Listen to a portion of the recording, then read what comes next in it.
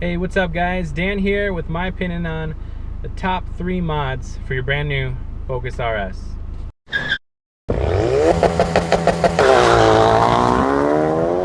Alright guys, number 1 by far is getting a tuning device and a custom tune. In completely stock form, the RS is, it's pretty quick, it's pretty fast, but it feels like there's more left on the table when you're driving it. And there's a lot left on the table actually, and with a custom tune, you're gonna get somewhere between like 30 and 60 wheel horsepower, and maybe that amount of torque as well, somewhere around there. And of course this depends on what type of fuel you're using, if you're using 91, 93, or if you're running an ethanol based tune, like an E30 mixed tune. But a lot of performance was left on the table by Ford when they created the map for this car. So easily the number 1 best mod. It's a little expensive when you're going out and buying it. I mean, you're spending somewhere between like $600 and $800 or $900 depending on what tuning device and tuner you go with, but it's way worth it, well worth it. Really good investment for your money. And in second place we have a rear motor mount. This is a piece of hardware that sits between the engine and the chassis of the car, holds the engine there. And when you are launching your car, you can feel the engine like slam backwards. And with an upgraded rear motor mount, that's not going to happen. You're not going to get a thud like you would. And because the engine's not moving so much, it's not slamming back, you're going to get better traction off the line too.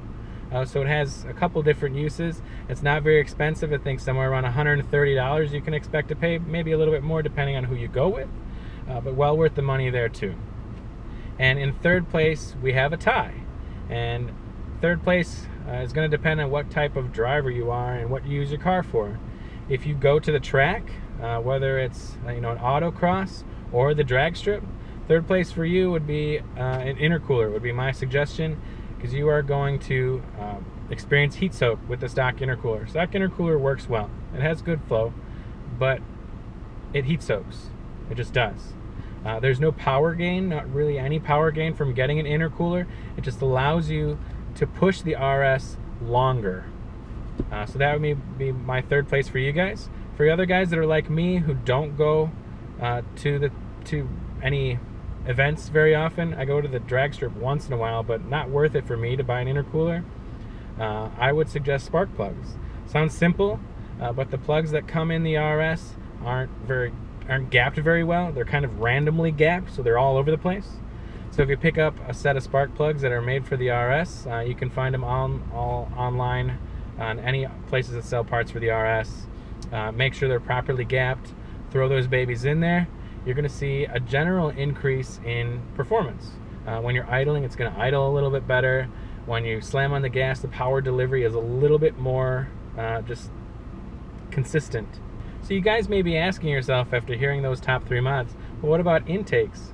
What about exhaust? What about other performance-oriented bolt-ons?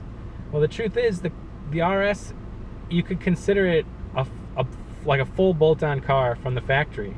The exhaust and the intake are very efficient, and what we've seen from putting on an aftermarket intake, putting on an aftermarket downpipe or catback, is there's no performance increase from these items. There's a difference in sound. I mean, with the intake, you hear your turbo spool more. With the catless downpipe, you have a much deeper, throatier exhaust. A lot of people will buy those products just for those, but beware that they really don't offer any performance increase, especially if you've already tuned your car. They really don't offer much. So that's my opinion on top 3 mods, guys. If you have any questions or concerns, throw them down in the comments there. Make sure to like and subscribe to the video. I'm going to come out with some more stuff, some more action-oriented stuff instead of just discussions.